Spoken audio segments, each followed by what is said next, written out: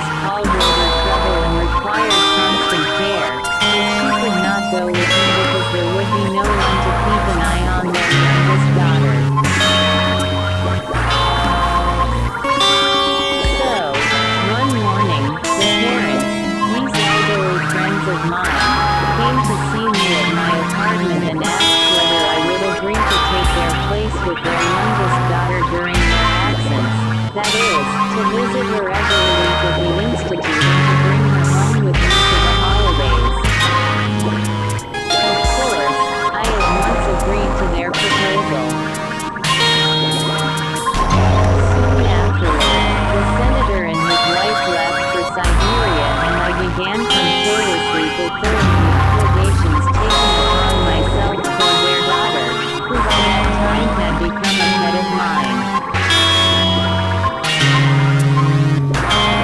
On my first visit to this establishment, specially created for the education of children, I noticed something strange that served as one of the causes of my subsequent observations and studies of the consequences for your contemporary favorites of that evil mischief they invented themselves.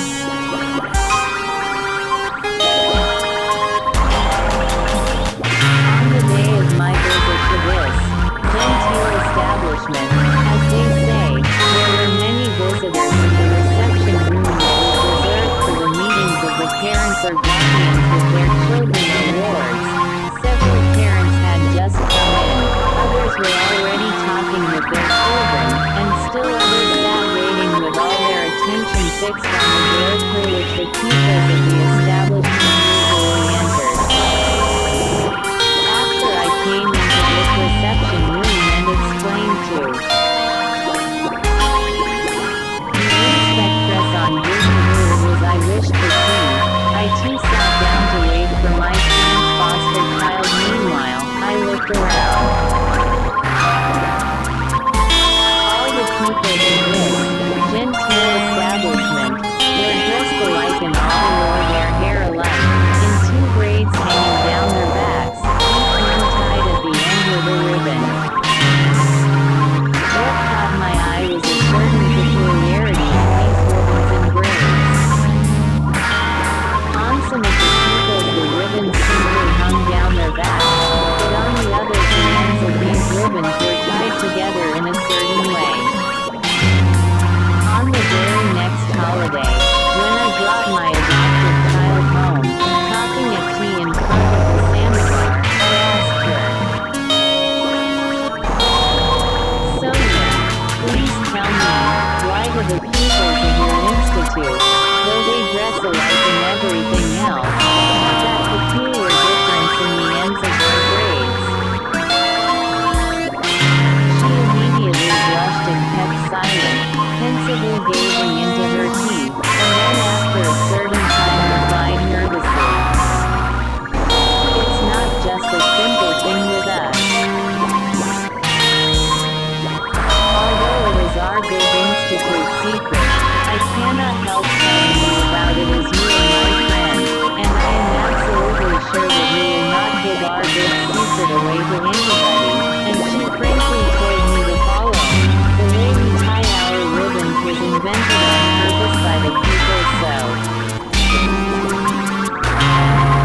that we could recognize one another, that is, know to which club of people belong, without the teachers or inspectresses, or anyone who is not a pupil of the institute, knowing or suspecting the secret. All the pupils of our institute are divided into two categories. One category is what is called the men's club, and the other the women's club, and we recognize one another by the way we tie our ribbons." And she went on to explain to me very specifically just what the difference was between these two clubs.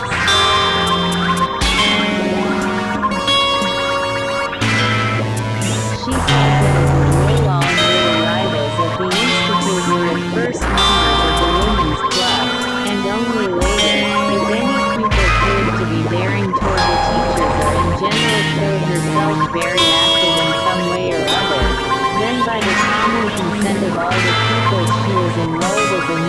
the men's club, and from that moment on, tied the ends of the ribbons of her two braids together.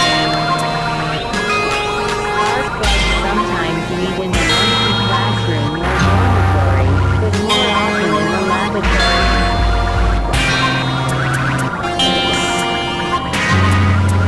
A member of the men's club has the following privileges. She has the right to choose and order about as many as she likes of the members of the women's club, and these latter are obliged to obey every whim of this member of the men's club and do their utmost to make life and her burdens full easy for her.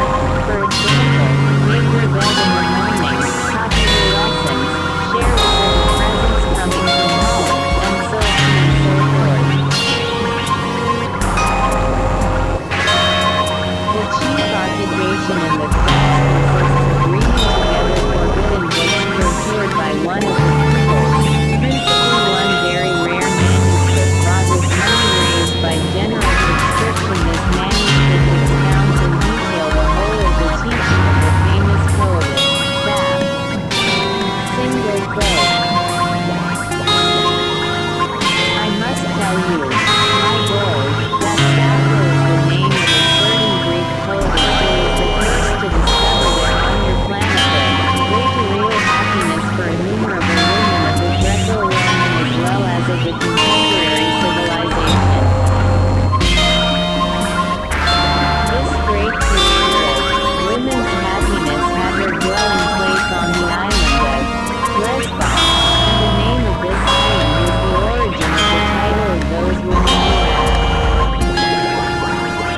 have become worthy to understand and carry out during the process of their existence the teaching of this remarkable woman, and who at the present time are called lesbians.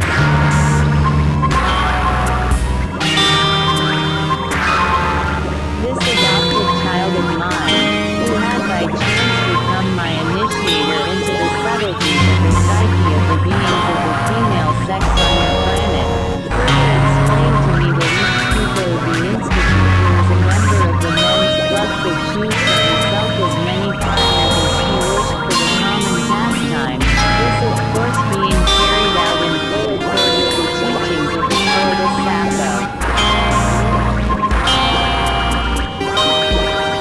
Thanks to this one fact I have just related, out of thousands of other observations of mine, I think you will clearly understand that this monstrous phenomenon could not exist among the rising generation. There is the notion were not prevalent that it is exceedingly indecent to talk to children about the question of sex. This notion of decency has come down to contemporary civilization as a heritage from the beings of the epoch called the Middle Ages.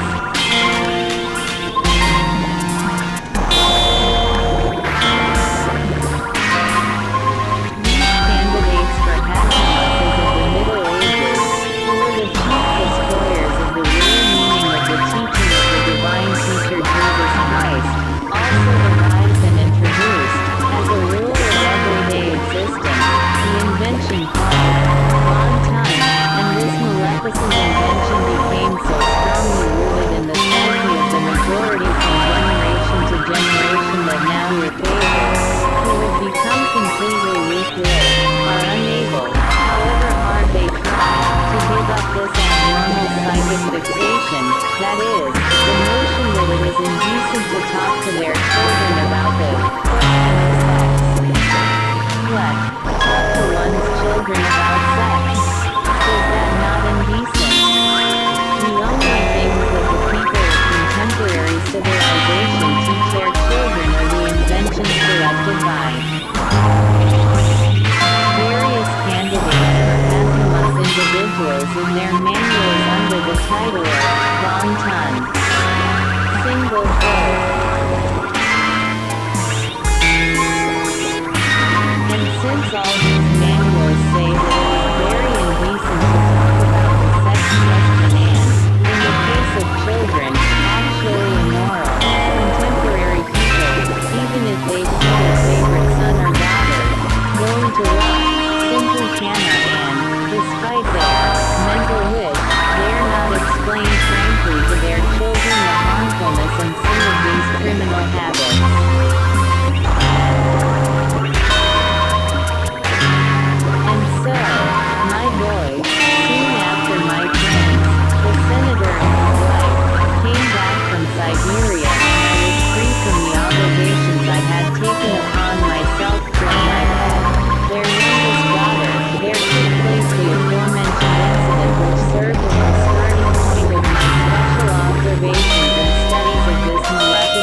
contemporary questions. This sorrowful event occurred in St. Petersburg, in another educational institution of the same kind.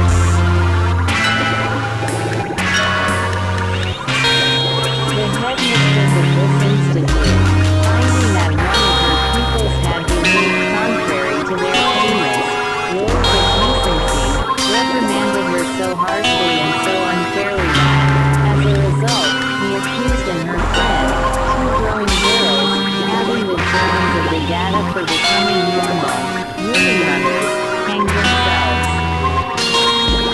My investigations into this case brought the following to light. It seems that among the pupils of this establishment was a certain young girl named Elizabeth, who had been drawn by her parents from their distant country estate to the capital in order that there, in this institution of higher learning, she might receive the most modern education.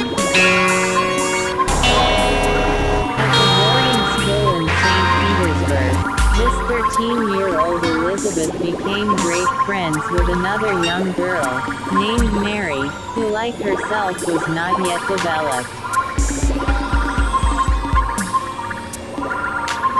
That year on the day of the spring holiday, or, as it is otherwise called there, May Day, all the pupils of the institute were taken, according to custom, on an outing into the country. The two bosom friends happened to be in different groups which were walking at some distance from each other.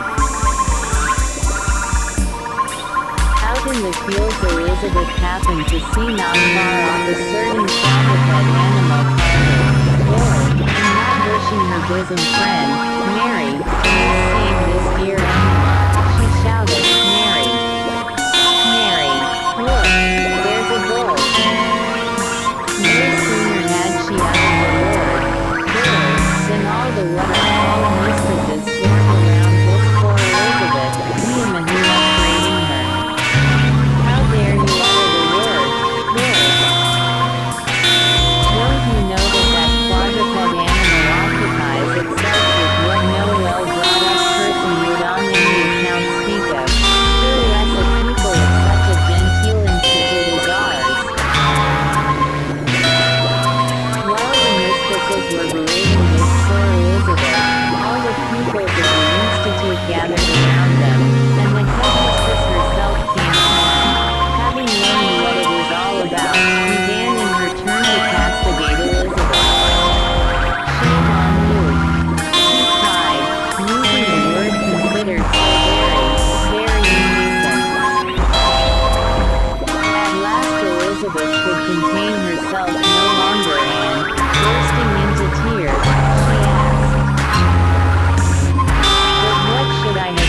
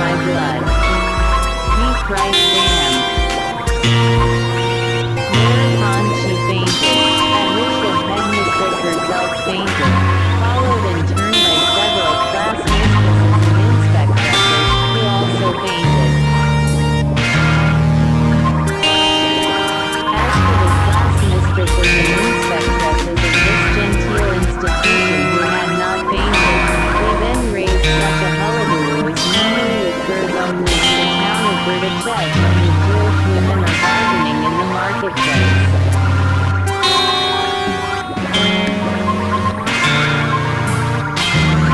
The upshot of it all is that when the class mistresses and inspectresses who had faintly covered their fences, they held what is called a teacher's council, then and there in the field, under the presidency of the headmistress, and it was decided that immediately on their return to town, they would telegraph Elizabeth's father to come with his daughter, as she was expelled from the institute with loss of the right to enter any other similar institution in the Russian Empire. That evening, an hour after the pupils returned, one of the porters of the institute happened to find in the woodshed these two young, as yet undeveloped creature mothers, hanging by ropes fastened to the beam. In Mary's pocket a note was found with the following contents. I am heart and soul with my dear Elizabeth, and no longer wish to live with nonentities like you, so I am going with her to a better world. This case interested me so much that I began, privately of course, to investigate psychoanalytically, in every aspect, the psyche of all those taking part in this sad story.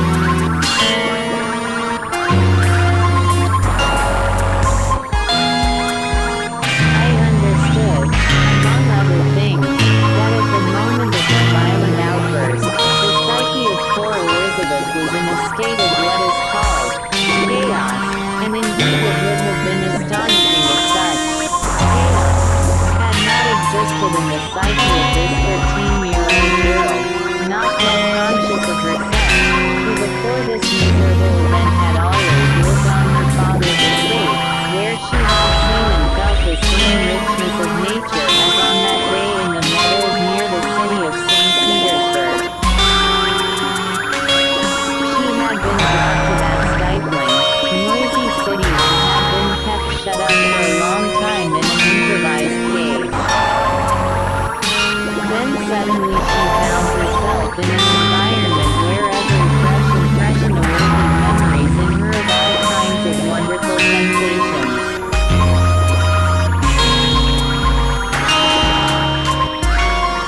On your planet, during the early days of spring there are sometimes scenes of almost irresistible loveliness. Picture to yourself the following. In the distance, cows are at pasture, nearby, at one's feet, snowdrops shyly peep out of the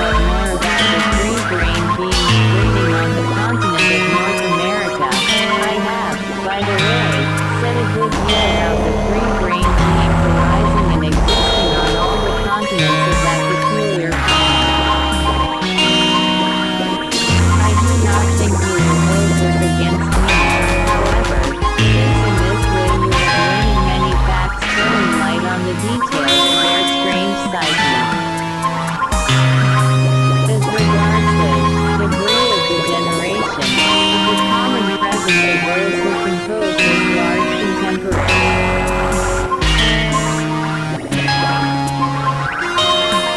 group on the continent of North America.